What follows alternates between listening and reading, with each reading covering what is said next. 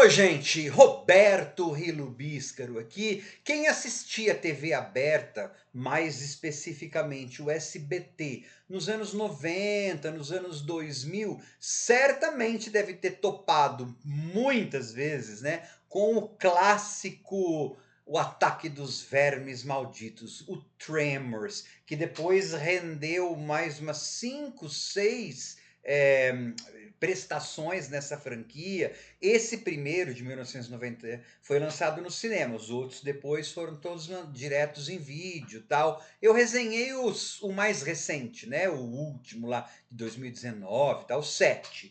Os outros eu nem assisti. Isso também virou uma série de TV no começo dos anos 2000, todas estreladas pelo Michael Gross, que eu já conhecia nos anos 80, como o pai lá daquele ator Michael J. Fox, do Back to the Future. Tinha uma série, uma sitcom nos anos 80, Caras e Caretas.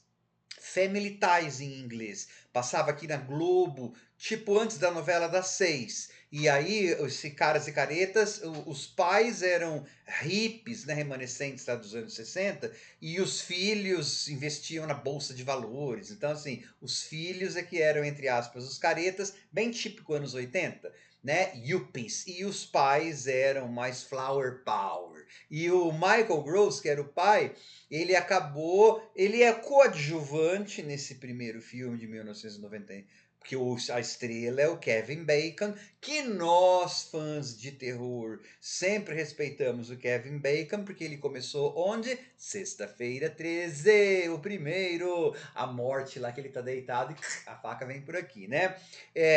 No primeiro é o Kevin Bacon, mas o Michael Gross é coadjuvante, só que ele meio que rouba a cena, né? E aí, então, depois, todos os outros filmes ele aparece, inclusive a série de televisão. A gente sempre fala que é trash, né? Só que, gente, é um roteiro bem feitésimo.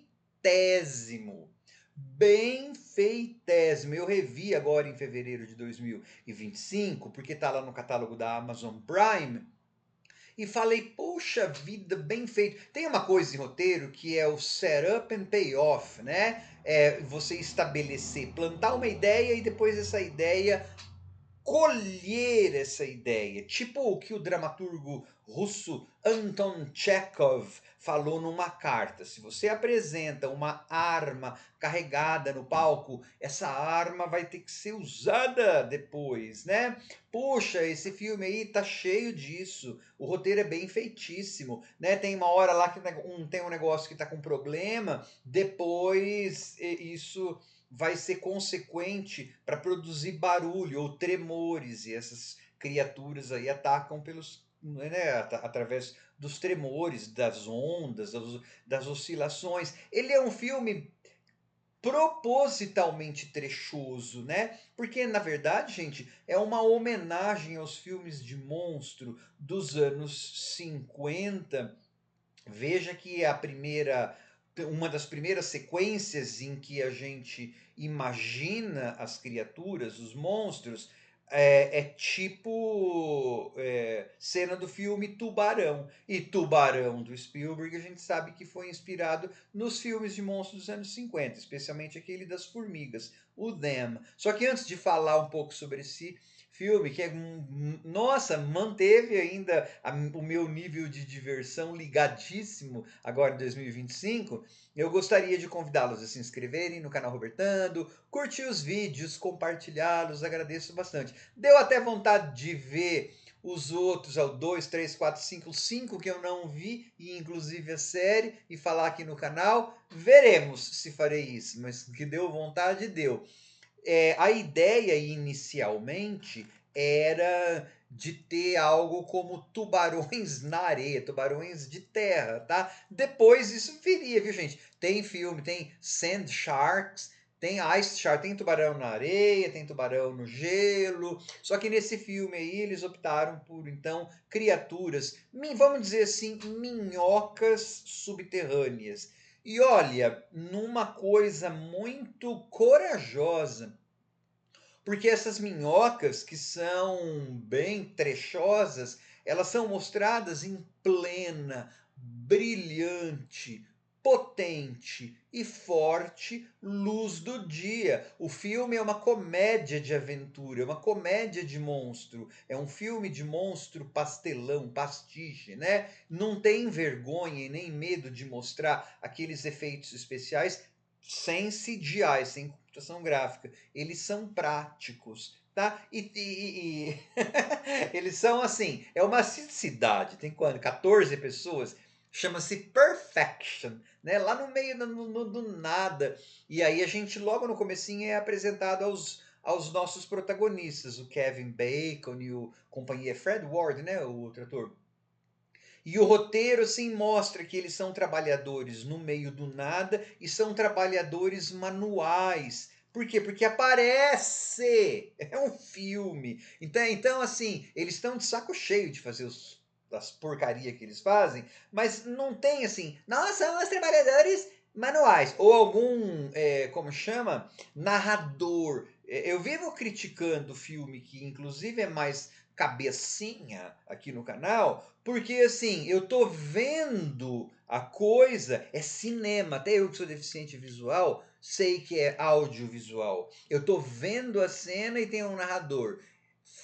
Era um dia de verão no ensino médio, em 1985. E eu falei, não precisa falar isso, escreve só 1985, ou não precisava nem escrever, era só botar a fotografia do Reagan na parede do. Pronto, eu teria todas essas informações visualmente, porque é um filme, né? Então, isso, nossa, tô cheio de comentar isso. E geralmente, você é muito chato, não sei o que. É só assim. Por quê? Porque você é audiovisual. Aí você pega um filme que é considerado trash, e que as pessoas nem levam muito a sério, e que tá a carpintaria dramática dele tá bem feitésima. Eu fiquei bobo agora quando eu vi, com ares mais adulto, tudo mais, né?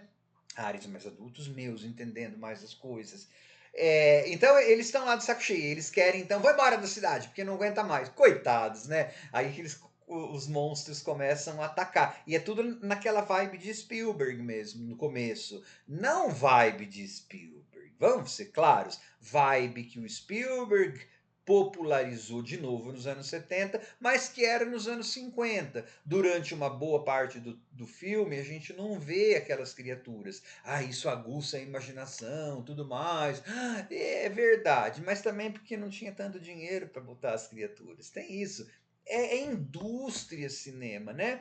E eles conseguem fazer com efeitos práticos, um filme que tem ação, que os personagens têm que se unir, porque não tem uma história. É uma cidade que é atacada por vermes, por minhocas, vermes malditos, por minhocas assassinas. E também não tem, se elas vieram do espaço, tem uma hora lá que o próprio roteiro fala, não importa de onde elas vieram, a gente tem que vencer essas desgraças. Depois, no decorrer da franquia, eu imagino que eles vão dando nome, vão botando a espécie, aí já é outra história. Eu tô falando deste filme de 1990, né? São animais pré-históricos que ficaram ali porque aquela região, ela como chama? Ela é difícil acesso, então as pessoas não percebiam muito. É claro que a gente fica falando, imagina, gente, será que não comeu ninguém antes? Mas é claro, o filme não é perfeito, até porque é uma fantasia, né? São minhocas assassinas. Mas dentro desse mundo criado, é um mundo muito bem feito. Você tem lá, não pode fazer. Quando eles percebem que não pode fazer barulho, uma próxima cena é um monte de gente fazendo barulho, ou a menininha aqui, tom, tom, tom andando com aquele negócio, tudo assim, lição básica de como lidar, de como escrever um roteiro, e tá tudo no filme. E ele é divertido, tem personagens divertidas que se unem, não ficam tomando decisões estúpidas o tempo todo, né? Não vão lá para um segundo andar de uma casa, não, eles fazem o que conseguem fazer ali dentro. Vamos correr, vamos fazer não sei o que, unidos. É assim, é um clássico bem legal de comédia de horror, ou de comédia de monstro, né? Porque tem a parte cômica, tudo bem feitinho. Assim, eu botei porque eu falei assim, deixa eu. Ah, olha, eu vou contar por que eu assisti isso. mais ou menos funciona na minha cabeça? Eu fizera a resenha do filme do John Wayne, filme de western do John Wayne, Os Filhos de Kate Elder, que tem aquele negócio da personagem que é construída tão bem, sem ser nunca mostrada. E eu falei, nossa, acho que eu vou ver o Ataque dos Vermes Malditos lá no Amazon, que também é um filme, já atingiu o status clássico, mas me lembra um pouco o western, porque assim, fazia, sei lá, 20 anos, 30 anos que eu não vi esse filme. Mas eu lembrava das musiquinhas, né, dos caipiras, eles são caipiras. E lembrava das musiquinhas, tom, tom, tom, tom, não, não, não, não, coisa assim. Deixa eu ver esse negócio aí. É outra praia, mas é assim que a minha cabeça funciona, né? Essa associação. Eu botei lá numa noite, assim, e aí vi, é isso que eu tô falando, eles cavando, eu falei, tá me contando o trabalho dele, que é manual, e vai apresentando esses personagens, eles querem sair, a cidade é irônico o negócio, perfection, porque não é, puta merda, agora que eu percebi que né, essas criaturas, eles não têm vergonha de botar isso na luz do dia.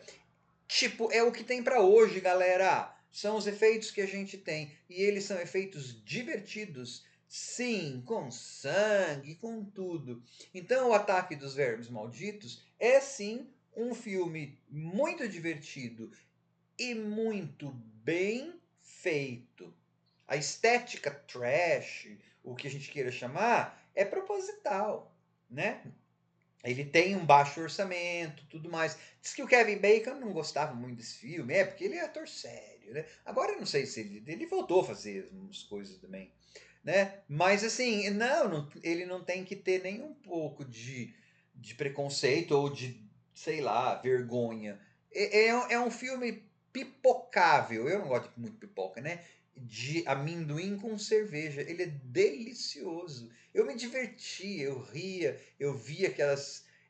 Como eu tinha esquecido, né, aquela menina, vai menina, sai desse negócio aí andando. Ele tem tudo que uma matinê de filme de monstro tem que ter. E foi produzido há 35 anos. Eu tenho que respeitar um negócio desse, não tem não? Tchau.